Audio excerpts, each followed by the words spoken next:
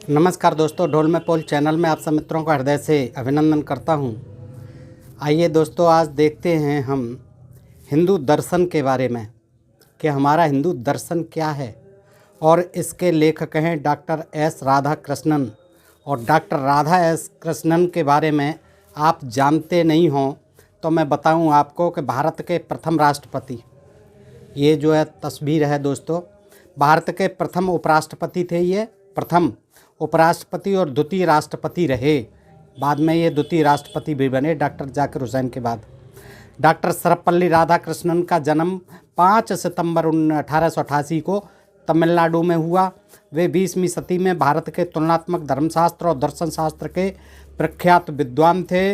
वे भारतीय संस्कृति के संवाहक, प्रख्यात शिक्षाविद, महान दार्शनिक और एक आस्थावान हिंदू विचारक थे क्योंकि ये ब्राह्मण भी थे दोस्तों। उनका जन्मदिन भारत में शिक्षक दिवस के रूप में मनाया जाता है। और हालांकि मैं उन पर ये आरोप भी लगा कि उन्होंने अपने किसी शिष्य की थीसिस चुरा करके डॉक्टरेट की उपाधि हासिल की थी दोस्तों। तो इन्होंने जो है हिंदुओं के बारे में क्या इनका दर्शन रहा है दोस्तों, तो ये आज देखने का विषय है। इसमें प्रमुख बात यह है कि इन्होंने जो है ये बताया है इस पुस्तक में, हिंदू दर्शन पुस्तक है दोस्तों, ये मेरे हाथ में है, डॉक्टर एस राधाकृष्णन हिंदू दर्शन। तो दोस्तों ये बहुत ख़ास जानकारी इसमें दी है कि हिंदुओं की जो जाति व्यवस्था है वो जो है पेशा आधारित और जन्म आधारित ही प्रासंगिक है। ये जन्म से ही होती है। और जो है ये जो पेशे आधारित है, जो वर्ण व्यवस्था बनाई थी वो जो है पेशे आधारित जो है ये बिल्कुल प्रासंगिक है। दूसरे आर्यों ने यहाँ आकर के अनार्यों को जीना सिखाया, संस्कृति सिखाई वैदिक काल में जब वो आए यहाँ पूर्व वैदिक काल में। और फिर इसके बाद आर्यों ने ही उनको जो है महिषासुर की पूजा करते थे। जनजाति के लोग, आदिवासी लोग, मूल निवासी लोग महिषासुर को अपना देवता मानते थे, जिनको के दुर्गा ने मारा था महिषासुर को, तब वो पूजा करते थे। तो आर्यों ने बताया कि नहीं, ये इनकी पूजा नहीं करनी है आपको, ये जो है परमेश्वर से बड़े नहीं हैं, परमेश्वर की पूजा करो। और फिर अनार्यों को जो है कृष्ण सर्प नाग की पूजा करते थे, क्योंकि नागवंशी होते थे अनार्य जो है ज़्यादातर, तो जनजाति होते थे, तो वो नाग की पूजा करते थे, नागवंशी होते थे। तो उन्होंने कहा आर्यों ने कि नहीं, ये आपको इसकी पूजा नहीं करनी है, इसको तो मारने वाला, काली नाग को मारने वाला काला कृष्ण, काला देवता है आपका काला कृष्ण। और उसको जो है फिर अनार्यों से पूजा करने के लिए कहा। और उस अनार्य कृष्ण ने जो है देवताओं का विरोध किया, इंद्र देवताओं आदि का यज्ञों को बंद किया। और दोस्तों इस तरह से वो फिर बाद में आर्य लोगों द्वारा भी पूजित हुआ। तो दोस्तों इसमें बहुत अच्छी अच्छी जानकारियाँ हैं। हो सकता है ये वीडियो थोड़ा बड़ा बना, लेकिन समझने की चीज़ है दोस्तों। और जिन मित्रों की जिज्ञासा रहती है कि हिंदू दर्शन के बारे में, देखिए हमारे इन धर्मशास्त्रियों के, धर्माचार्यों के, धर्म के ठेकेदारों के, धर्म को संस्थापना करने वालों के हिंदू दर्शन कैसा रहा, इनका क्या विचार रहा, और शूद्रों के प्रति खास तौर से किस तरह के इनके विचार रहे कि शूद्रों का धर्म सब ग्रंथों में, सब जगह, और जितने भी ये दर्शन शास्त्री हुए हैं सब ने यही लिखा है। तो दोस्तों ये सब देखने की चीज़ें, पढ़िए, साहित्य पढ़ेंगे तभी हमें मालूम पड़ेगा और अपनी हकीकत, अपनी जो वास्तविक स्थिति है उसका हम अंदाज़ा लग पाए, निर्णय कर पाएंगे, आकलन कर पाएंगे कि हम कहाँ पर हैं आज भी। तो दोस्तों देखते हैं, देखो हिंदू दर्शन है, ये पृष्ठ 40 से मैं पढ़ता हूँ। और आपसे अनुरोध करता हूँ कि पूरा वीडियो आप देखेंगे तब आपको सार मालूम पड़ता है। ये थोड़ा सा वीडियो देखने से जो अंत में सारी बातें आती हैं, बीच में जो बातें आती हैं वो बहुत ही दिलचस्प होती हैं दोस्तों। आइए देखते हैं। पूर्व वैदिक काल में यहाँ के लोगों के साथ, पूर्व वैदिक काल में आर्य लोग आए, पूर्व वैदिक काल में यहाँ के लोगों के साथ जब आर्यों का मेल हुआ था तब उनकी सभ्यता और संस्कृति निचले दर्जे की थी। देखिए खुद वो जो आर्य आए थे वो यायावर थे, घुमक्कड़ थे, पशुओं के साथ घूमते थे देश विदेश। और जो है यहाँ आ करके उन्होंने जब सिंधु घाटी की सभ्यता, मोहनजोदड़ो हड़प्पा की सभ्यता देखी तो उनके जो महल किले बने हुए थे उनको लोहे के दुर्ग कहा गया, वृत्रासुर, सम्रासुर आदि को, और इंद्र आदि ने मरवाया इन्होंने, इंद्र आदि से आर्यों ने। तो दोस्तों उनके जो है बहुत जो है उनके संघर्ष चले दैत्यों के, और अनार्यों को दैत्य कहा, राक्षस कहा, और उनको दस्यु कहा। तो ये जो है सब वेदों से और पुराणों से जानकारी मिलती हैं दोस्तों। तो आइए देखते हैं क्या कहते हैं कि जब आर्य यहाँ आए पूर्व वैदिक काल में, और अनार्यों से यहाँ जब उनका मेल हुआ, तो इनकी सभ्यता जो है बहुत ही सभ्यता और संस्कृति निचले दर्जे की थी। इन लोगों को अविकसित यानी अनडेवलप्ड चतुर्थ श्रेणी यानी एक जाति में रखा गया था। चतुर्थ श्रेणी यानी चतुर्थ वर्ग यानी एक जाति में रखा गया था यहाँ के अनार्यों को। देखिए ये बहुत विद्वान हैं हमारे डॉक्टर साहब एस राधाकृष्णन जी, और पीएचडी किए हुए हैं। शिक्षक दिवस भी मनाया जाता है दोस्तों। उनके विचार देखो कितने जो है जानकारी भरे हैं। आप देखिए कि उन्होंने कहा है कि यहाँ के जो लोग थे अनार्य, उनको आर्यों ने कहाँ रखा? अविकसित अनडेवलप्ड थे, ये चतुर्थ श्रेणी में रखा। First class, second class, third class को छोड़ करके उन्होंने फर्स्ट क्लास फोर्थ क्लास में रखा है ना। जैसे आजकल हमारे अफसर हमारे ऑफिसों में फोर्थ क्लास कर्मचारी होते हैं, जिन्हें पियोन कहते हैं, चपरासी कहते हैं दोस्तों, और उनका काम जो है केवल सेवा और टहल चाकरी करने का ही होता है दफ्तर में। तो इनको जो है कहाँ रखा? अविकसित देखा उन्हें, अविकसित हैं ये, विकसित नहीं है। तो उनको फोर्थ क्लास में रखा, यानी एक जाति में रखा जिनमें बौद्धिकता, भावना और इच्छा का विशेष विकास नहीं हो सका था। इनमें बुद्धि नहीं थी, इनकी बुद्धि का विकास नहीं हुआ था नार्यों का, भावना का विकास नहीं हुआ था, इनमें मानवीय भावनाएं नहीं थी, और इच्छा नहीं थी इनकी, कोई इच्छाहीन थे, इनका विकास ही नहीं हो सका था तब तक। दोबारा जन्मे या विकसित लोगों को 3 वर्गों में विभाजित किया गया। दोबारा जन्मे, यहाँ जो आए, दोबारा जो सभ्य लोग आए, आर्य लोग आए, उनमें 3 वर्गों में विभाजित किया गया उनको, जहाँ बौद्धिकता, भावना और इच्छा की प्रधानता थी आर्यों में। देखिए दोस्तों, एक एक शब्द जो है समझने का। क्या कहते हैं डॉक्टर सर्वपल्ली राधाकृष्णन कि यहाँ जब वो आए आर्य लोग, तो उनमें बौद्धिकता थी, यानी उनकी बुद्धि बहुत बड़ी चढ़ी थी, भावनाएं बहुत बड़ी चढ़ी थी, इच्छा की प्रधानता थी उनमें कि हमें यहाँ पर जो है राज करना है, इच्छा थी, अपना शासन जमाना है, आधिपत्य करना है इन लोगों के ऊपर, क्योंकि इनमें बुद्धि की कमी है। तो जिन लोगों में विचार और चिंतन की शक्ति थी वह ब्राह्मण, देखिए जिनमें विचार था, चिंतन की शक्ति थी, यानी जिनका दिमाग चलता था, बहुत तेज था, उनको क्या रखा उन्होंने? वह ब्राह्मण। और जिनमें बहादुरी देखी, प्रेम देखा, उनको क्षत्रिय सेकंड क्लास, फर्स्ट क्लास ब्राह्मण। और जिनका झुकाव जीवन की व्यावहारिकता की तरफ अधिक था, जीवन की व्यावहारिकता की तरफ अधिक था, वे वैश्य कहलाए। इस तरह से जो है वो 3 डिग्री तो उनकी बन गई, जिनमें बौद्धिकता थी, जिनमें भावना थी, जिनमें क्षत्रियत्व था, उनको जो है इन्होंने कहा कि हम ब्राह्मण, तुम क्षत्रिय और तुम जो है वैश्य।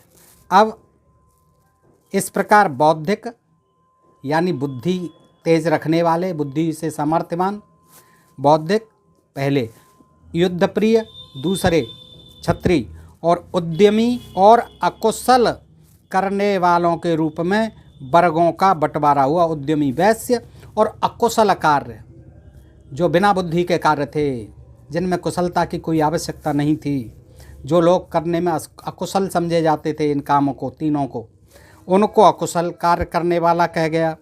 वर्गों का बंटवारा हुआ। इस प्रकार यह सभी अपनी क्षमताओं यानी ब्राह्मण आध्यात्मिकता के द्वारा, क्षत्रिय बहादुरी से तथा वैश्य अपनी कुशलता से तथा शूद्र अपनी सेवा के माध्यम से ईश्वर की रचना का कार्य करते हैं। क्या? इस प्रकार बंटवारा कर दिया गया कि एक बौद्धिक लोग हुए, युद्ध प्रिय लोग हुए, उद्यमी हुए, ब्राह्मण, क्षत्रिय, वैश्य, और अकुशल कार्य करने वालों के रूप में वर्गों का बंटवारा हुआ। इस प्रकार यह सभी अपनी क्षमताओं यानी ब्राह्मण आध्यात्मिकता के द्वारा, क्षत्रिय बहादुरी से तथा वैश्य अपनी कुशलता से तथा शूद्र अपनी सेवा के माध्यम से ईश्वर की रचना का कार्य करते हैं। इन सभी का स्थान वर्ग से ऊपर उठकर नेकी का कार्य करने के लिए है। इन सभी का स्थान वर्ग से ऊपर उठकर नेकी का कार्य करने के लिए है। शूद्र अपनी सेवा के माध्यम से ईश्वर की रचना का कार्य करते हैं। सृष्टि का, ईश्वर की रचना क्या है? सृष्टि। शूद्र क्या करते हैं? अपनी सेवा के माध्यम से ईश्वर की रचना का कार्य करते हैं। इन सभी का स्थान वर्ग से ऊपर उठकर नेकी का कार्य करने के लिए है। यहाँ अहम और महत्वाकांक्षाएं विवेक और न्याय की अधीनता में रहती हैं। जब विभिन्न वर्ग अपने कार्यों को संपादित करता है तब समाज में न्याय या धर्म की अनुरूपता स्थापित होती है। अकुशल कर्म करने वालों के सच्चे हितों की अनदेखी नहीं की गई। देखिए, अकुशल कर्म करने वाले यानी शूद्रों के सच्चे हितों की अनदेखी नहीं की गई थी। वैश्य व्यापार, प्रेम, संपत्ति एवं आराम के लिए कर्म करते हैं। हालांकि उनसे आशा की जाती है कि वे कर्म जीवन और कल्याण के लिए ही कार्य करेंगे। यह जाति, व्यापार और आर्थिक गतिविधियों के लिए व्यक्तियों का वह समूह है जो कि जीवन की सामग्रियां प्रेम के बंधन के लिए इकट्ठा करते हैं। क्षत्रियों का कार्य समाज के बाहरी आक्रमणकारियों एवं भीतरी अव्यवस्था से रक्षा करना है। राज्य की सैन्य व्यवस्था इनके जिम्मे रहती है। राज्य की सैन्य व्यवस्था इनके जिम्मे रहती है। क्षत्रिय हैं ये। वह राजनीतिक व्यवस्था के स्वामी बनाए गए हैं। राजनीतिक व्यवस्था, आध्यात्मिक व्यवस्था के नहीं, राजनीतिक व्यवस्था के हैं। मरो और मारो, हमारी रक्षा करो। हिंदू धर्म का उद्देश्य देखिए क्या है। हिंदू धर्म का उद्देश्य लोगों की सेना बनाना नहीं था, कदापि नहीं। सेवा की ज़रूरत ही नहीं थी। दूसरे पर आक्रमण करने की हमें ज़रूरत ही नहीं थी। दूसरे हम पर आक्रमण करते थे, वो सेनाएं लाते थे, उनसे हमें केवल बचाव करना था, केवल। इसलिए हमने कभी सेना बनाने की ज़रूरत नहीं समझी और हम जो है अहिंसा के भी पुजारी रहे कि ज़्यादा नहीं किसी को मारना, जब हम अपने को बचा सकें इतना ही हम सैनिक रखेंगे, ऐसा व्यवस्था थी। सभी स्थानों में विशेषता के द्वारा कुशलता हासिल की गई थी। जिन लोगों का काम गलत कार्यों का बलपूर्वक विरोध करना था उन्हें इसके लिए प्रशिक्षित करने की व्यवस्था थी। हाँ, क्षत्रियों को ट्रेनिंग देने की आवश्यकता होती थी।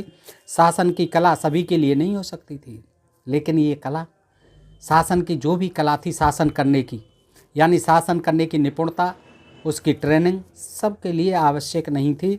यह भी देखा गया है कि शौकिया राजनीतिज्ञ अपने निर्वाचन क्षेत्रों में काफ़ी उत्सुक रहने के बावजूद जल्दबाजी में हुए लोकप्रिय चुनावों के माध्यम से बिना किसी प्रशिक्षण के ही प्रशासनिक कार्य करने में अयोग्य रहते हैं। उनका आशय है कि आज के जो राजनीति आज पे आ गए, वो वर्तमान में आ गए, कि आज के जो राजनीतिज्ञ हैं वो क्योंकि ट्रेनिंग नहीं लेते किसी तरह की, तो वो अकुशल ही रहते हैं। वो चुन के तो चले जाते हैं, एमएलए एमपी मंत्री बन जाते हैं, लेकिन उनको कोई ट्रेनिंग नहीं दी जाती शासन व्यवस्था की, इसलिए वो अकुशल ही रहते हैं। सेना और शासन के लिए इस विशेष वर्ग समर्पित था, यानी क्षत्रिय, और अधिकतर लोग शासन या सत्ता की दीवानगी नहीं रखते थे। और क्यों मरने मारने की दीवानी रखेंगे? आपने उनके लिए जो है नियम बना दिया था कि केवल आपको ही लड़ना मरना है, आपको ही रक्षा करनी है हमारी। आज दुनिया भर में राजनीतिक जुनून के लिए ही गहरा भ्रम उत्पन्न हो चुका है। धर्म में परिवर्तन सिर्फ ब्राह्मण विचारक के अधिकार क्षेत्र में था। देखिए, धर्म परिवर्तन करना था किसी को या वर्ण परिवर्तन करना था तो इसका व्यापक अधिकार किसको था? केवल ब्राह्मण को था। ब्राह्मण ही धर्म का संचालन कर सकते थे। जैसे युद्ध का संचालन जो है क्षत्रियों के अधिकार में था, वैसे ही धर्म का संचालन ब्राह्मणों के अधिकार में था, जो कि किसी भी तरह की दुर्भावना से परे थे ब्राह्मण, और आवश्यक रूप से निर्धनता का जीवन व्यतीत करते थे। निर्धनता का जीवन क्यों व्यतीत करते थे? तमाम जो है यज्ञ करते थे और तमाम क्षत्रिय राजाओं से दान लेते थे। अश्वमेध यज्ञ में करोड़ों करोड़ों रुपए की संपत्ति उन पर आती थी। तो क्योंकि निर्धन इसलिए रहते थे कि कुछ कर्म ही नहीं करते थे, बस उसी पर रहते थे कि तप करो, यज्ञ कराओ, यज्ञ करो, यही विधान बनाते रहते थे। तो वो कहते हैं कि निर्धनता का जीवन व्यतीत करते थे। वह संदेह या कठिन परिस्थितियों में धर्म की व्याख्या करते हैं, बिल्कुल करते हैं, आज भी करते हैं।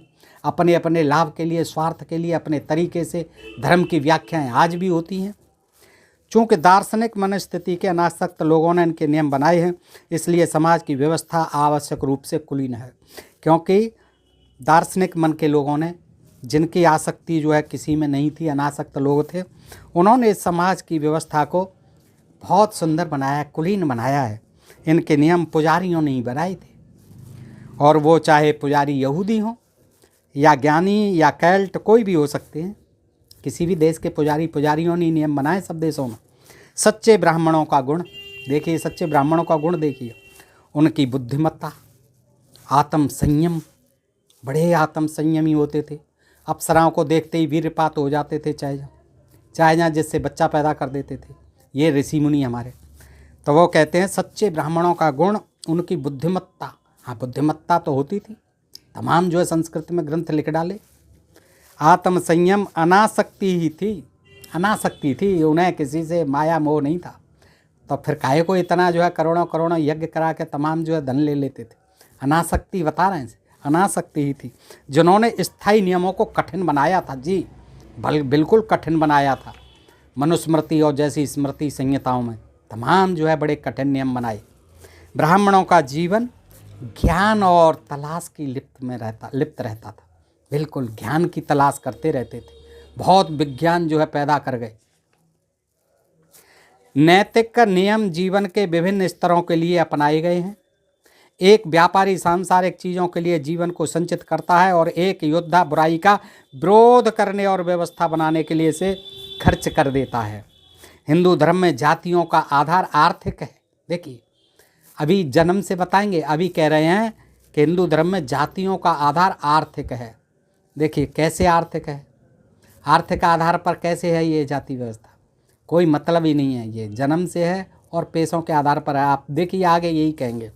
बहुत सी आधुनिक जातियों में सिर्फ पेशागत विभाजन है। पैसे के आधार पर प्रत्येक व्यक्ति सभी कार्यों के लिए उपयुक्त नहीं होता है। अब देखिए दलील देंगे, प्रत्येक व्यक्ति सभी कार्यों के लिए उपयुक्त नहीं होता। उपयुक्त तो जब ही होगा महाराज, जब उसे उपयुक्त बनाने का अवसर मिलेगा, पढ़ने लिखने का अवसर मिलेगा। अब शूद्र जो IPS, IAS और मंत्री, अफसर और तमाम जो है संतरी देश को चला रहे हैं, विधायक और सांसद बन रहे हैं कि नहीं बन रहे हैं। जब आप जो उनको पढ़ने ही नहीं दोगे, जब उनको शिक्षा ही दोगे, सब तरह से उनको वंचित कर दोगे, कोई मानव अधिकार ही नहीं दोगे, तो वो जो है कहाँ सभी कार्यों के लिए उपयुक्त हो पाएंगे। आज सब कार्यों के लिए संविधान ने दिया मौका, तो सब उपयुक्त हो रहे हैं कि नहीं, सारे काम कर रहे हैं। शूद्र जो है, बाबा साहब जैसा, अम्बेडकर जी जैसा विद्वान जो है देश विदेश में पढ़ा, उपयुक्त हुआ कि नहीं, संविधान लिखा कि नहीं, और वह अपनी इच्छानुसार सभी तरह का व्यापार करने की योग्यता नहीं रखता है। अब देखिए ये बात तो आज़ाद भारत के राष्ट्रपति जी कह रहे हैं, द्वितीय राष्ट्रपति और प्रथम उपराष्ट्रपति कह रहे हैं कि यानी प्रत्येक व्यक्ति, ये नहीं कह रहे हैं, पुरानी ज़माने की नहीं बता रहे हैं, ये पुराने वेदों का और ग्रंथों का समय, ये अभी की कह रहे हैं, प्रत्येक व्यक्ति सभी कार्यों के लिए उपयुक्त नहीं होता है, और वह अपनी इच्छानुसार सभी तरह का व्यापार करने की योग्यता नहीं रखता है। क्यों नहीं रखता है? आज सब व्यापार कर रहे हैं, और कोई भी व्यक्ति किसी भी तरह के कार्य की तलाश नहीं कर सकता। हाँ, ये है कि ग्रंथों के लिखे अनुसार नहीं कर सकता, तलाश कर ही नहीं सकता, परंतु वह समाज की सहायता, देखिए अपनी उचित स्थिति जो उसकी जो उचित स्थिति है, जाति व्यवस्था, पेशागत आधारित व्यवस्था, उससे अवश्य कर सकता है। इस प्रकार एक अंतहीन प्रतिस्पर्धा और स्वार्थपूर्ण व्यक्तिवाद को रोका गया है। हाँ, स्वार्थपूर्ण व्यक्तिवाद को ही बढ़ावा दिया गया है कि हमारे लाभ कर पैसों में दूसरे नहीं आ पाएँ, ये उल्टा कह रहे हैं। इस प्रकार एक अंतहीन इस प्रतिस्पर्धा को रोका गया, प्रतिस्पर्धा को रोक ही दिया गया। क्यों करेगा? उसको अधिकार ही नहीं है दूसरे के पैसे करने का या ऊपर बढ़ने का।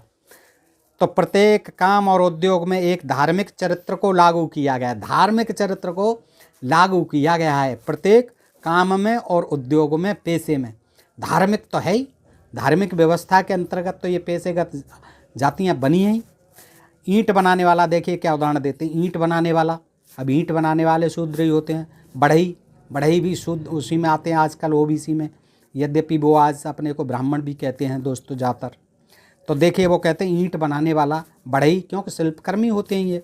लोहार और दूध विक्रेता, यानी दूध का जो काम करने वाले हैं, महसूस करते हैं कि वे अपने कार्य से ईश्वर का महिमा मंडन कर रहे हैं, हम ईश्वर की सेवा कर रहे हैं। बढ़ई, ईंट बनाने वाले, लोहार, ये क्या समझ, दूध बेचने वाले, ये क्या समझते हैं, देखिए क्या बनावटी बातें। ये महसूस कर रहे हैं कि हम ईश्वर का महिमा मंडन कर रहे हैं। क्यों कर रहे हैं? ठंड में देखो ना ईंट बनाने वालों को, जाड़े में लग रहते हैं पानी में और मिट्टी में हाथ देते हैं, उनके बच्चे लगे रहते हैं। जब कहीं जा कर के उनकी दिन की रोजी रोटी की व्यवस्था हो पाती है, राधा कृष्णन जी, और आप कह रहे हो कि ईश्वर की महिमा मंडन कर रहे हैं ये लोग। बढ़ई को देखो कितनी मेहनत करते हैं, लोहार को देखो कितनी मेहनत करके खाते हैं ये लोग हैं। आप कह रहे हैं कि ईश्वर की महिमा मंडन के लिए नहीं करते हैं, ये अपने पेट की खातिर करते हैं। इतने कठोर परिश्रम जाड़े में, ठंड में, वर्षा में, सबको बर्दाश्त करके। आजकल बृहत स्तर के उत्पादन और कारखाने के युग में हम यह भूल चुके हैं कि जब व्यक्ति अपने परिवार से दूर होकर एक बड़े कारखाने में काम करता है तब उसका काम आनंदहीन और यांत्रिक हो जाता है। ये कहते हैं कि आजकल कारखानों में काम करने वालों का जीवन, घर से दूर रहते हैं और मशीन की तरह काम करना पड़ता है, तो उनका जीवन क्या हो जाता है? आनंदविहीन हो जाता है। इसीलिए इन मशीनों का काम नहीं करना चाहिए न, ये मशीनरी युग नहीं होना चाहिए। देखिए क्या कहते हैं, दूसरी तरफ जाति व्यवस्था के अंतर्गत एक ही तरह के काम का वातावरण उस व्यक्ति के आसपास रहता है। हाँ देखिए, एक राष्ट्रपति उपराष्ट्रपति के ये विचार हैं हिंदू दर्शन पुस्तक में, और हिंदू दर्शन के बारे में क्या कह रहे हैं देखिए, कि मशीनरी के युग में परेशान होकर के नौकरी करने जाता है, अपने घर छोड़ के जाता है, बीवी बच्चों को छोड़ के जाता है, काम करता है कल कारखानों में, शहरों में जाकर, तो उसके जीवन में कोई आनंद नहीं रहता, कोई रस नहीं रहता। जबकि दूसरी ओर जाति व्यवस्था के अंतर्गत, मशीनरी व्यवस्था को छोड़ो, जो हमने जाति व्यवस्था बनाई है उसके अंतर्गत एक ही तरह के काम का वातावरण उस व्यक्ति के आसपास रहता है, बिल्कुल रहता है। पैसे आधारित काम जो है बच्चे देखते हैं, पिताजी क्या कर रहे हैं, हमारे दादाजी क्या करते थे, जिसकी वजह से उसे कम मजदूरी के लिए अपने घर से लंबे समय के लिए दूर नहीं रहना पड़ता है, घर में ही काम हो जाता है।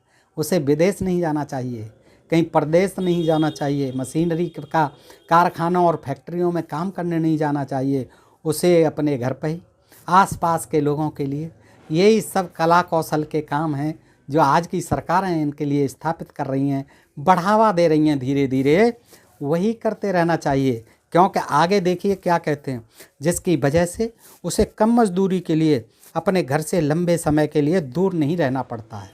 सामुदायिक जीवन की पूर्णता और सहयोग की भावना और प्रेम काम करने वालों को आनंद प्रदान करने में सहायक होते हैं। इसके साथ ही काम करने वालों के परिवार के लोगों का सहयोग भी इनके जीवन में मधुरता और मानवता बढ़ाता है। साथ में उस पेशे में बच्चे भी लगे रहते हैं, घर परिवार के लगे रहते हैं, स्त्रियां भी लगी रहती हैं, बहन बेटियां भी लगी रहती हैं। मज़दूरों के जो काम हैं, अब मैं किसका नाम लूँ, सारे आप देखिए दोस्तों, तो उनको भी बड़ा आनंद मिलता है। पिताजी के साथ काम कर रहे हैं, दादाजी के साथ काम कर रहे हैं, अपनी जाति का धंधा कर रहे हैं, तो घर में ही कर रहे हैं, आसपास में ही कर रहे हैं, दूर नहीं जाना पड़ रहा है, कहीं मशीनों पर विदेश नहीं जाना पड़ रहा है काम करने। इसके साथ ही काम करने वालों के परिवारों के लोग का सहयोग भी अपने जीवन में मधुरता और मानवता बढ़ाता है। इन कार्यों में यदि औरतें और बच्चे भी संलग्न हैं तब उनका घरेलू वातावरण में काम करना लाभप्रद होता है। देखिए ये और लाभप्रद हो जाते हैं जे पैसे हमारे शूद्र भाइयों के, कि जब उनकी स्त्रियां भी साथ देती हैं, बच्चे भी लगे रहते हैं उसी में, पढ़े लिखे नहीं उसी में लगे रहे। इस स्थिति में ग्राहकों की संतुष्टि और प्रतिस्पर्धा में सफलता हासिल करने की बजाय उनकी उचित क्रियाशीलता ही बेहतर होती है। कोई प्रतिस्पर्धा भी नहीं होता, जिस जाति का काम है वो करता है। नाई जो है बहुत अच्छे बाल बना रहा है, दूसरा क्यों प्रतिस्पर्धा करेगा, और उसको वहीं पर जो है क्रियाशीलता बनी रहती है उसकी बेहतर। धो भी है, अच्छे कपड़े धो रहा है, प्रेस करके दे रहा है, अच्छा हो रहा है, समाज की अच्छी सेवा हो रही है। हमारा चमार भाई है वो जूता बना रहा है, वो सिलाई कर रहा है, फटे पुराने जूतों की मरम्मत कर रहा है, ये उसकी क्रियाशीलता बनी रहती है। इन लोगों को ये जो है देखिए कितना ये महिमा मंडन, ईश्वर का महिमा मंडन कर रहे हैं ये लोग। उचित क्रियाशीलता ही बेहतर होती है। हमारे सफाई कर्मी भाई, हमारे वाल्मीकि भाई देखिए वो कर रहे हैं, उनका घर परिवार सारे लगे रहते हैं बेचारे उस गंदगी को ढोने में, इनकी सफाई करने में। ये अच्छा है, ये बनाई व्यवस्था इसीलिए थी। देखिए ये राष्ट्रपति उपराष्ट्रपति जी कह रहे हैं कि जो लोग इस तरह के कार्यों को करते हैं उनमें सहयोग की भावना और अपने पेशे के प्रति सम्मान का भाव बना रहता है। ये तो उनसे पूछो कि कितना सम्मान का भाव बना रहता है जब वो सीवर में घुसना पड़ता है, दुर्गंध के मारे उनकी नाक फट जाती है, उनकी जिंदगियां चली जाती हैं। कपड़े धोने वालों को पूछो, बाल साफ करने वालों को पूछो, तुम्हारी जो है साज सज जूते बनाने वालों को पूछो, कारीगरों को पूछो, बाड़ई और लोहारों को पूछो कि किस मेहनत से वो जो है आपके लिए सेवा करते, हमारे लिए, सबके लिए करते हैं, समाज की सेवा करते हैं। और आप कहते हैं कि इसी में ही उनकी क्रियाशीलता बेहतर होती है और सहयोग की भावना और पैसे के प्रति सम्मान का भाव बना रहता है। और युवा भी व्यावसायिक प्रशिक्षण हासिल कर लेते हैं, घर में ही ट्रेनिंग मिलती रहती है युवाओं को, जैसे ही जवान हो इसी पैसे को करते रहें। यही कला कौशल आज जो है हमारी सरकारें इनके लिए बना रही हैं और इन शूद्रों को बाहर नहीं जाने दे रही हैं पढ़ने लिखने, अच्छे अधिकारी बनने। उसके लिए तो हम ही बहुत हैं। तुम लोग इन्हीं पेशों में लगे रहो, इसी में ही आपको कला कौशल है, पूर्वजों से मिल रही है, परंपरागत पेशे हैं, इन्हीं में आप ज़्यादा लाभ कमा पाओगे, अच्छी तरीके से कर पाओगे। वह अपने व्यवसाय की बारीकियाँ स्वतः ही सीख लेते हैं, अपने व्यवसाय की, अपने धंधे की। हाँ बिल्कुल सीख लेते हैं।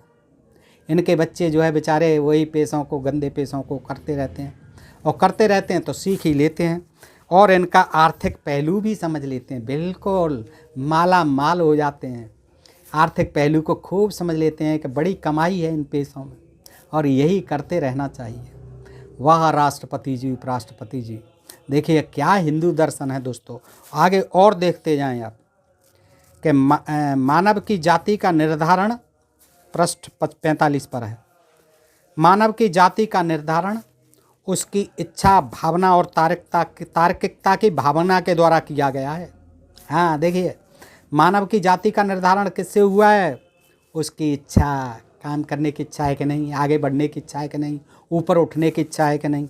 शूद्रों की नहीं थी, दबा दी गई थी, भावना ही नहीं थी उनमें, तार्किकता ही नहीं थी उनमें, कोई तार्किकता, तर्क करने का उनको अधिकार ही नहीं था। तो प्रधानता के द्वारा किया गया है।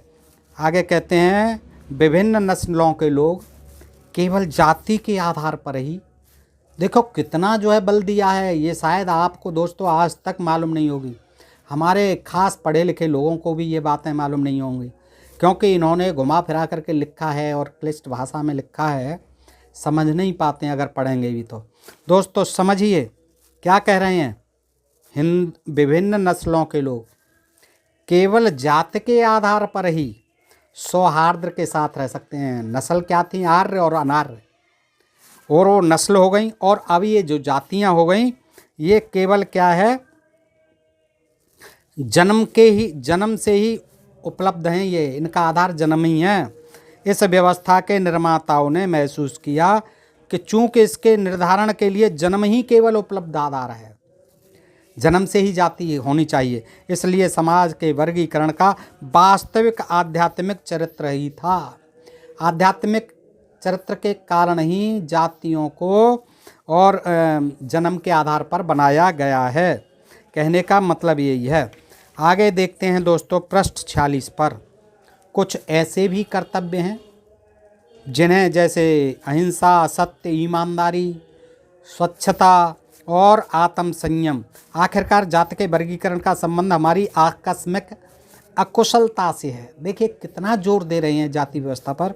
वो क्या फिर कहते हैं कि आखिरकार जाति के जो वर्गीकरण हुए हैं वो हमारी अकुशलता के कारण, यानी हमारे अंदर कोई कुशलता ही नहीं है, बुद्धि नहीं है, काम करने की क्षमता ही नहीं है, अकुशलता है हमारी, तो उसके कारण ही जातियों का जन्म हुआ है। इसलिए इसे अहम का विषय भी नहीं बनाना चाहिए, बिल्कुल नहीं। हमें स्वीकार कर लेना चाहिए कि हाँ, हम अकुशल हैं और हम यही पेशे कर सकते हैं और हम कोई पेशा कर ही नहीं सकते, और ऐसी शूद्रों में ऐसी भावना आज तक विद्यमान है। अरे भैया क्या करें, हमारा तो ये जातगत पेशा है, पुरखे करते आए हैं, हम और कुछ कर भी नहीं सकते हैं। तो वो यही कह रहे हैं कि ये आकस्मिक अकुशलता से ही ये जाति का वर्गीकरण हुआ है, इसलिए इसे अहम का विषय नहीं बनाना चाहिए। ये नहीं सोचना चाहिए कि मैं ब्राह्मण हूँ या मैं क्षत्रिय हूँ या मैं वैश्य हूँ। इसमें कोई ईगो पालने वाली बात नहीं है, ये तो आपकी अकुशलता और कुशलता के कारण निर्माण हुआ है। सर्वशक्तिमान की कोई जाति नहीं है जो सर्वशक्तिमान है। जाति का नियम सिर्फ गृहस्थ के स्तर पर ही लागू होता है। अब लोग कहें कि भाई हमें इतनी 7,000 जातियाँ हैं, हमारे 7,000 भगवान भी होने चाहिए, ये प्रश्न उठ सकता है। भाई जातियों का भगवान भी तो अलग होना चाहिए, एक भगवान कैसे इतनी जातियाँ बना सकता है? तो वो इसकी भी सफाई देते हुए कहते हैं सर्वशक्तिमान की कोई जाति नहीं है। जाति का नियम सिर्फ आप लोगों पर ही, यानी गृहस्थ के स्तर पर ही लागू होता है। यहाँ तक कि यह मानवता से भी ऊपर होने का दावा नहीं कर सकती है।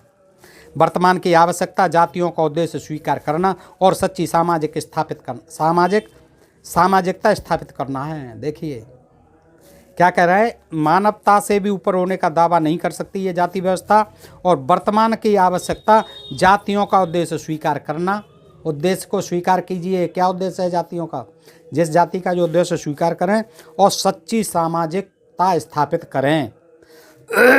धर्मांधता का अभिशाप और जीवन के प्रति कठोर प्रतिबंध मानवता के लिए नुकसानदेह हैं, इसलिए इन्हें छोड़ देना चाहिए। धर्मांधता नहीं करनी चाहिए।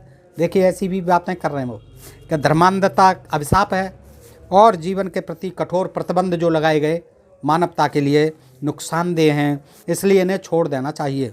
मनु ने भी इन्हें प्रोत्साहित नहीं किया है, मनु ने ही तो किया है। कितने कठोर दंड बनाए गए शूद्रों के लिए, मनु ने भी इन्हें प्रोत्साहित नहीं किया है। खेतिहर, चरवाहे यानी खेतिहर किसान, चरवाहे यानी गोप ग्वाले, नौकर दास और नाऊ, नौकर और दास और शूद्र ही होते थे, और नाऊ, नाऊ शब्द जो है नाइयों के लिए, नाऊ और निर्धन अजनबी भी अपने हाथों से सेवा अर्पित करते हैं। क्यों नहीं करेंगे? ये भी तो शूद्र हैं, सेवा करेंगे। देखिए किसान लोग हैं, खेतिहर खेतों में काम करने वाले, चरवाहे पशु चराने वाले, नौकर यानी दास, ये शूद्र ही दास होते थे, नौकर। नाऊ स्पेशली जो है नाऊ जाति का उल्लेख किया है, और निर्धन अजनबी भी अपने हाथों से सेवा अर्पित करते हैं। आगे कहते हैं पृष्ठ 47 पर, जाति का भविष्य तभी है जब वह सामाजिक मामलों तक सीमित है। यही भविष्य है कि ये सामाजिक मामलों तक सीमित रहनी चाहिए, राजनीति में नहीं जानी चाहिए, आर्थिक मामलों में नहीं जानी चाहिए, राजनीतिक में नहीं, आध्यात्मिक में नहीं। यही जाति का भविष्य है, इसी में जातिवाद सुरक्षित रहेगा। इसको जो है सामाजिक मामलों तक ही, इन्हीं मामलों तक, पेशों तक ही सीमित रखना चाहिए। प्रत्येक समाज में लोग उन्हीं के साथ विवाह संबंध बनाते हैं जिनकी आदतें और व्यवहार समान होते हैं। समान पेशों में जो लोग संबंध बनाते हैं, देखिए अब विवाह पे आ गई बात। क्या कहते हैं, जनजाति अंतरजातीय विवाह नहीं होने चाहिए। उनके कहने का इस पैरा में मकसद यह कि जिनकी आदतें और व्यवहार समान होते हैं, यह मतलब वही अपनी जाति। समान पेशों से जो लोग संबंध बनाते हैं उनमें आम संस्कृति परंपरा बेहतर ढंग से विकसित होती है।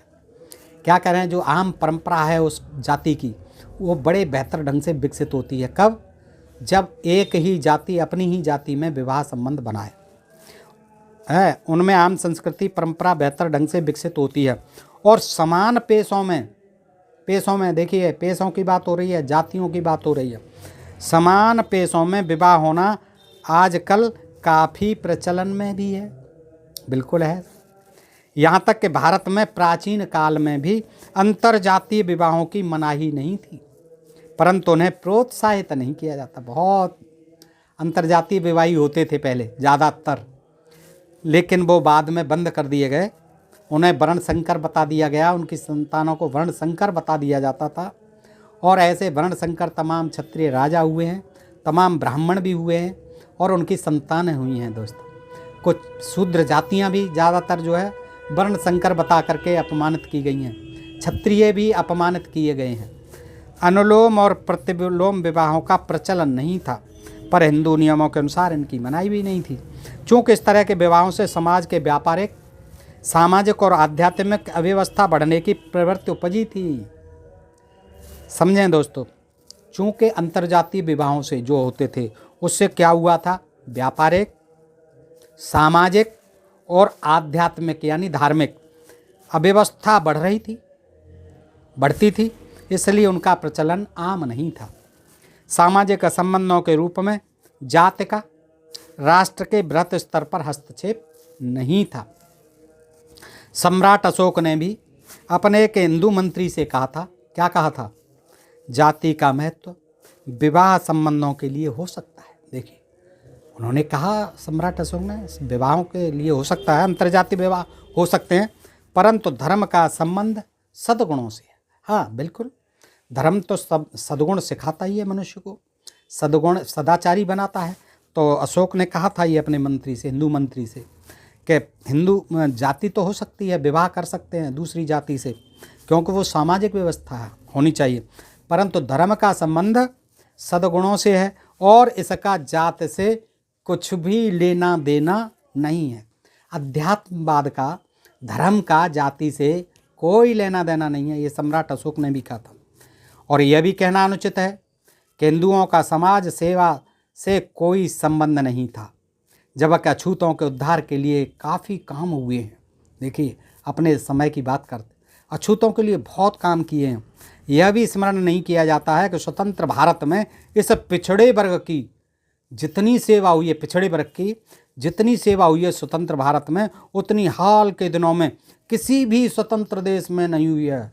देखिए, दुनिया का ठेका ले रखा, दुनिया की बात कर दी कि हमारे देश में स्वतंत्रता के बाद अछूतों के लिए, उद्धार के लिए जितना काम हुआ है उतना कहीं नहीं हुआ। पिछड़े वर्गों के लिए, पिछड़े वर्ग की जितनी सेवा हुई है उतनी हाल के दिनों में किसी भी स्वतंत्र देश में नहीं हुई है। वाह, क्या अतिशयोक्तिपूर्ण बात कही है। जब आर्यों का यहाँ के लोगों से मेल मिलाप हुआ, दोस्तों सुन लीजिए, बहुत रोचक जानकारी है ये। जब आर्यों का, पृष्ठ 48 पर लिखते हैं दोस्तों, जब आर्यों का यहाँ के लोगों से मेल मिलाप हुआ, तब उन्होंने उन तरीकों की खोज की जिसके माध्यम से अलग वर्ग के लोगों का सामाजिक और आध्यात्मिक विकास हो सके। उनके उद्धार के लिए, विकास के लिए सोचा। आर्यों ने काले लोगों में से, अब देख लिए दोस्तों, ध्यान से सुने, आर्यों ने काले लोगों में एक अनार्य प्रतिनिधि का भी चयन किया। आर्यों ने यहाँ के अनार्यों में, काले लोगों में से, अनार्य काले होते थे, काले लोगों में से आर्य गोरे होते थे, उससे आए थे बर्फीले ठंडे इलाकों से, उत्तरी ध्रुव की तरफ से, यूरेशिया से। तो आर्यों ने काले लोगों में जब आए, यहाँ पर देखा मेल मिलाप होना शुरू हुआ, अनार्यों से झगड़े भी हुए, तमाम संघर्ष भी हुए, तो काले लोगों में से एक अनार्य प्रतिनिधि का भी चयन किया और उसके द्वारा पिता रूपी ईश्वर और भाई रूपी व्यक्ति का संदेश दिलाया। कृष्ण के व्यवहार ने समाज को आश्चर्यचकित कर दिया था। कृष्ण को चुना अनार्यों के लिए। अनार्यों में से ही इससे स्पष्ट होता है कि कृष्ण जो है अनार्यों के देवता थे, काले थे और यहाँ के रहने वाले थे। तो आर्यों ने उनको बताया कि ये आपके देवता हैं, इनकी पूजा करो, ये देखिए। और कृष्ण के व्यवहार ने, कृष्ण ने जो कारनामे किए, आश्चर्यचकित कर दिया समाज को। वैदिक भगवान इंद्र और ब्रह्मा को भी नाराज कर दिया था अपने कारनामों से। ब्रह्मा को भी नाराज कर दिया था, सारे वेद विधि बंद करा दिए। इंद्र की पूजा जो होती थी वेदों के अनुसार, इंद्र देवता था वेदों का, सबको बंद करा दिया था। और गोवर्धन की पूजा, क्योंकि गोवर्धन को जो है पशुओं का स्वामी, जनजाति है उसका स्वामी, गोवर्धन को समझा जाता है। गोवर्धन से मतलब पशु, और वो पशुपालक भी कहे जाते थे, ग्वाले भी थे कृष्ण जी। तो उन्होंने पशुओं की सेवा, प्रकृति की पूजा करना शुरू कराया। और इंद्र ने जो घनघोर वर्षा की तो उसको उठा करके, ऐसा लेख आता है कि गोवर्धन से उठा करके और सब ब्रजवासियों की, पशुओं की, गायों की, सबकी रक्षा की थी। तो दोस्तों, अपने कारनामों से आश्चर्यचकित कर दिया श्री कृष्ण ने, और इंद्र को, वैदिक भगवान इंद्र और ब्रह्मा को भी नाराज कर दिया था। आज इन भगवानों के आर्य उपासक कृष्ण को ईश्वर के अवतार के रूप में देखते हैं। आर्य उपासक भी इनको जो है ईश्वर के अवतार में देखते हैं। हालांकि कृष्ण के मन में आर्य विचारकों के प्रति बहुत सम्मान था। देखिए, आर्य विचारकों के प्रति अनार्य कृष्ण का बहुत सम्मान था, बहुत सम्मान करते थे श्री कृष्ण। अनार्य होने के कारण भी, बावजूद भी ब्राह्मण आर्यों का बहुत सम्मान करते थे। और यह भी कहा गया है कि युधिष्ठिर के राजसूय यज्ञ में उन्होंने ब्राह्मण अतिथियों के पाँव धोए थे। यह भी कहा जाता है। ब्राह्मणों के तो पाँव सबने धोए हैं, राम ने धोए हैं, कृष्ण ने धोए हैं, सबसे धुलवाए हैं। तो युधिष्ठिर के राजसूय यज्ञ में श्री कृष्ण ने ब्राह्मण अतिथियों के पाँव धोए थे। अब दोस्तों देखिए, आर्यों ने अनार्यों के भगवानों के साथ सहृदयतापूर्वक व्यवहार रखा था। क्यों नहीं रखोगे? आपके पैर धो रहे हैं तो फिर भी नहीं रखोगे? फिर तो भगवान कहोगे ही कहोगे उन्हें कि हमारा तो ये, आप अनार्यों का भगवान हमारे पैर भी धोता है, तो तुम क्यों नहीं धोगे भाई? तो आर्यों ने अनार्यों के भगवानों के साथ सहृदयतापूर्वक व्यवहार रखा था, और आवश्यकता अनुसार उनमें सुधार भी किया गया था, और कम भी आंका गया उन्हें। तो इसी तरह ये जो ग्रंथ लिखे, श्रीमद् भागवत आदि, पुराण आदि, उनमें जो है कृष्ण का तमाम जो है चरित्र हनन किया गया है।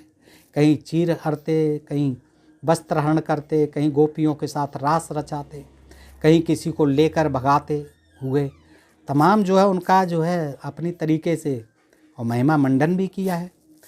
अब देखिए आगे दोस्तों, महिषासुर की उपासना करने वालों को बताया। अनार्य जो है महिषासुर की उपासना करते थे। महिषासुर को आज भी अपना देवता मानते हैं, और आर्य देवी दुर्गा ने जो है महिषासुर को मारा था। ये महिषासुर मर्दनी कहलाई दुर्गा जो है। तो दोस्तों, ये तो सब आप जानते ही हैं, 9 देवियों में खूब पूजा पाठ होते हैं। तो महिषासुर की उपासना करने वालों को बताया गया कि ब्रह्मांडीय आत्मा महिषासुर से भी अधिक महान है।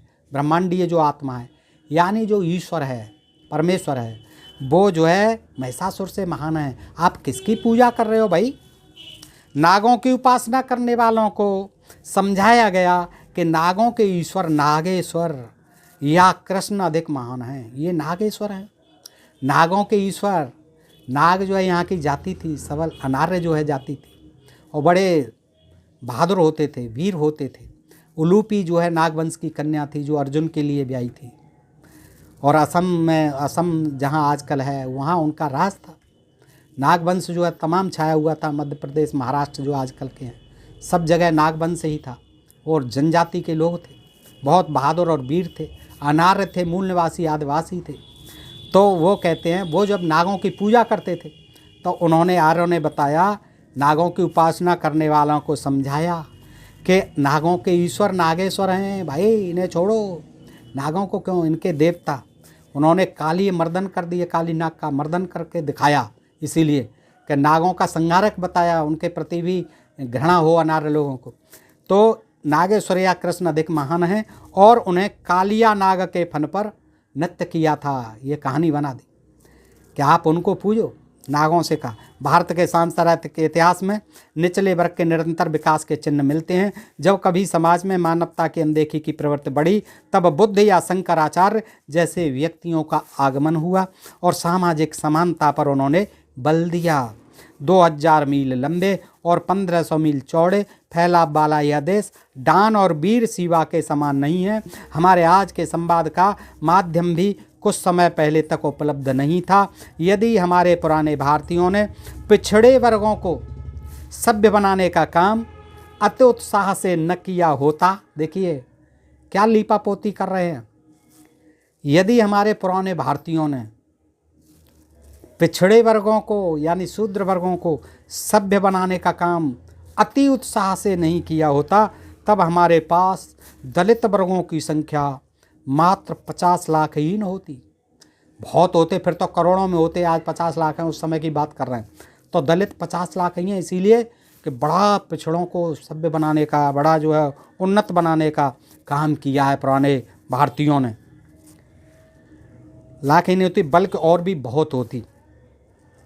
जब भारत में बाहरी आक्रमणकारी आए तब हिंदुओं के मौजूदा रूढ़वादी वर्गों में आत्म सुरक्षा की भावना से हताशा उत्पन्न हुई और वह जाति व्यवस्था के घेरे से बाहर छूट गए। बाहरी आक्रमणकारी आए तब हिंदुओं के मौजूदा रूढ़वादी वर्गों में आत्म सुरक्षा की भावना से हताशा उत्पन्न हुई और वह जाति व्यवस्था के घेरे से बाहर छूट गए। जाति व्यवस्था को तोड़ने लगे। जब मुसलमान यहाँ आए, वो समझने लगे तो छूट गए। हालांकि मनु कहते हैं कहीं भी पांचवा वर्ग नहीं है, और वो पांचवें वर्ग में आ गए, जो धर्म से बाहर हो गए मुसलमानों के प्यार के कारण या उसके दबाव के कारण। तो वो जो है पांचवा वर्ग भी बना दिया, इनको पंचम वर्ग कहते थे, अंत्यवासन।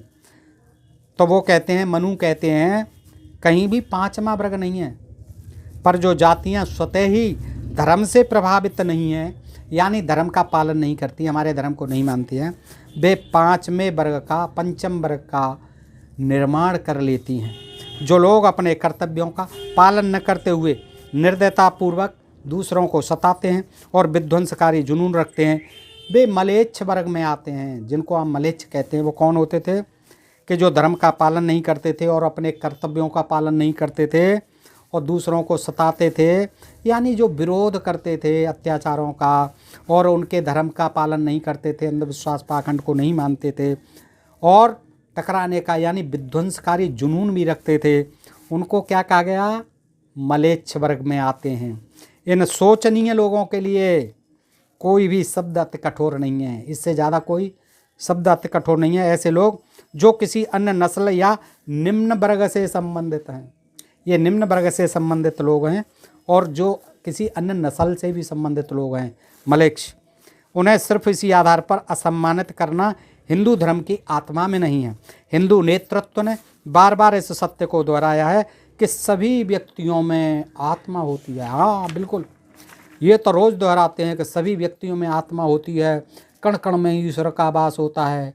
फिर भी जो है छूतों से छूने में पता नहीं वो ईश्वर कैसे अस्पृश्य हो जाता है, कैसे उस बकरे को, मुर्गे को बलि चढ़ा देते हैं, क्योंकि सब आत्मा ईश्वर ऐसी कोई आत्मा ही नहीं है जिसमें कि ईश्वर नहीं है। फिर अछूतों के साथ क्यों ऐसा व्यवहार होता है, क्यों उनको दूर दूर भगाया जाता है, क्यों उनके साथ जो है इतनी यातनाओं के नियम बनाए गए, विधान बनाए गए? क्योंकि एक ही आत्मा है सब में, एक ही परमात्मा के सब बच्चे बताए जाते हैं, एक ही परमात्मा की संतान बताई जाती हैं। तो फिर इनके साथ क्यों भेदभाव होता है, क्यों स्त्रियों के साथ बलात्कार होते हैं? क्या उनमें माँ बहन बेटियों में आत्मा नहीं है, ईश्वर नहीं है? आप कहते हैं कण कण में परमात्मा है, कण कण में ईश्वर का वास है, सर्वव्यापी है हमारा ईश्वर। तो फिर उन स्त्रियों के साथ, उन बहन बेटियों के साथ बलात्कार क्यों होते हैं? उन्हें क्यों मार दिया जाता है? क्यों उनकी भ्रूण हत्याएँ कर दी जाती हैं? क्यों कुछ लोगों के साथ अस्पृश्य अछूत का बर्ताव आज भी होता है? कहाँ है आपका धर्म? कैसी है आपकी व्यवस्था? यानी जहाँ अपना स्वार्थ हो रहा है तो आप अच्छे अच्छे मीठे मीठे भाषण देंगे कि सबका परमेश्वर एक ही है, सबकी संतान, सब एक ही परमेश्वर की संतान है। लेकिन जब आपका स्वार्थ में या अहम को कहीं चोट पहुँचती है और ये लोग जो है अपने अधिकार की और स्वाभिमान की और सम्मान की बात करते हैं, तो फिर आप अपनी बातों से पलट जाते हैं। फिर आपका परमात्मा जो है सर्वव्यापी नहीं रहता है, वो फिर मंदिरों में कैद हो जाता है। हिंदू धर्म की यह चारों जातियाँ, देखिए आगे पृष्ठ 51 पर क्या कहते हैं दोस्तों, और छोटा सा है, धैर्य धारण करके सुन लीजिए दोस्तों। हिंदू धर्म की यह चारों जातियाँ किसी विशेषता को प्रेरित करने के लिए नहीं है, कोई विशेषता को प्रेरित करने के लिए ही नहीं है, बल्कि यह संपूर्ण मानवता के एकीकरण के लिए है। एकता सामंजस्य स्थापित रहता है, जिसमें किसी तरह के शोषण की भावना नहीं है बिल्कुल भी। हमारी ये जो जाति व्यवस्था है ये तो एकीकरण के लिए, समाज एक रहे, एकता कायम रहे, और इससे कोई शोषण की भावना नहीं है इसमें।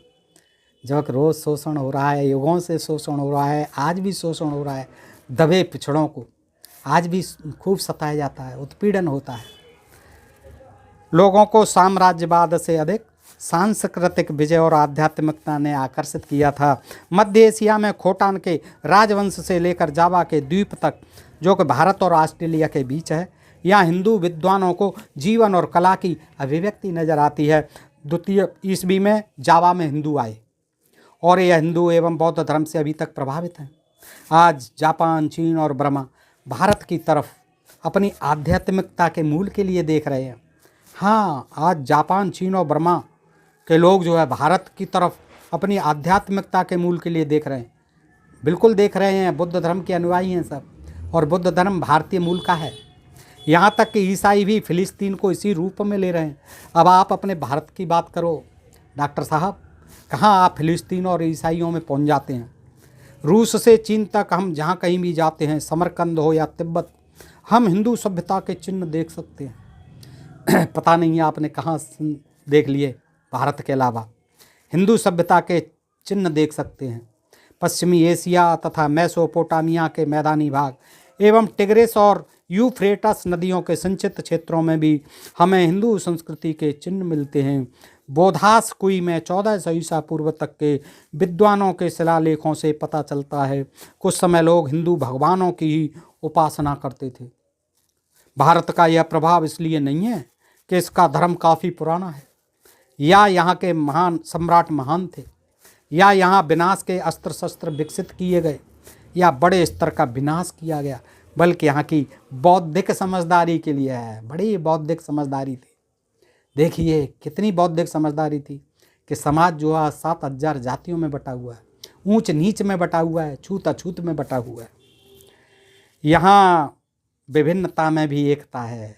बनेगी, राष्ट्र को बचा के रखना है, सबको बचा के रखना है। जनता में जो है, चाहे वो किसी भी जाति वर्ग की हो, उसमें राष्ट्रीयता की भावना है। तो इसीलिए एकता भी बनाए रखते हैं। जहाँ कहीं भी यह बुद्धिमत्ता पहुँची, इसने अपना प्रभाव डाला कि सभी चीज़ों में ईश्वर विद्यमान है। देखिए, सभी चीज़ों में ईश्वर विद्यमान है। भारत में आने वाली सभी शक्तियों और धर्मों का यहाँ स्वागत हुआ। बिल्कुल होगा, क्यों नहीं होगा। है जबरन होगा, डंडे के बल पर हुआ इस्लाम का स्वागत, ईसाइयों का स्वागत, मुग़लों का स्वागत। कोई आपने फूल माला पहन करके उनका स्वागत थोड़ी किया। उनका स्वागत हुआ, वो सक्षम थे। और आज भी ईसाई और मुसलमान जो है सब देशों में छाए हुए हैं। आपका हिंदू धर्म कहाँ है, बता दीजिए अब। और इस पर भी अब खतरे के बादल मंडरा रहने लगे। जब से आप बात करने लगे कि हिंदू राष्ट्र बना दोगे तो इसमें कितने लोग हिंदू रहेंगे, ये आप देखिएगा। भारत में आने वाली सभी शक्तियों और धर्मों का यहाँ स्वागत हुआ, क्योंकि उन्होंने महसूस किया था कि आध्यात्मिक ऊंचाई की पहाड़ी एक ही है, परंतु यहाँ तक पहुँचने के रास्ते भिन्न हैं। जो लोग यहाँ संदेह रहित होकर घूम रहे थे कि सभी रास्ते एक ही मंजिल तक पहुँचते हैं, वह कहते हैं अपनी आंखें खोलो और देखो, निचले स्तर पर अलग अलग हैं पर ऊपर सभी एक हैं। यह भी हो, हाँ, निचले स्तर पर अलग अलग हैं।